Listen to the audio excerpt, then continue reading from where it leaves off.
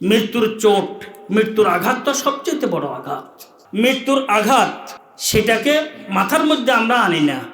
আমরা শুধু কেউ কেউ মানুষটা ভালো আছে, কেউ কেউ কিয়ের ভালো আছিল, মারে চায় না, বাবার খবর নেয় নাই, গ্রামের কোনো খবর রাখে নাই, ডাকাতে ছিল, সরকারি চাকরি করছে, একটা মানুষকে চাকরি দেয় নাই। এটা বুঝছেন নি?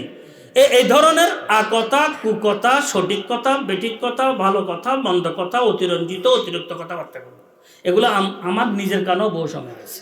কিন্তু নিজে চিন্তা করে না যে আমার কি অবস্থা হবে।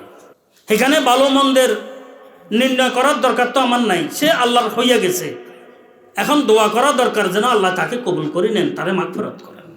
সেখানে দোয়ার মধ্যে যেটা আছে শুধু ইন্না লিল্লাহি ওয়া ইন্না ইলাইহি রাজিউন না, শিক্ষা দুটাই, আমরা আল্লাহর জন্য আর আল্লাহর দিকে আমরা কি ফিরে যাচ্ছি, আমাদের প্রত্যাবর্তন আল্লাহর দিকে হবে।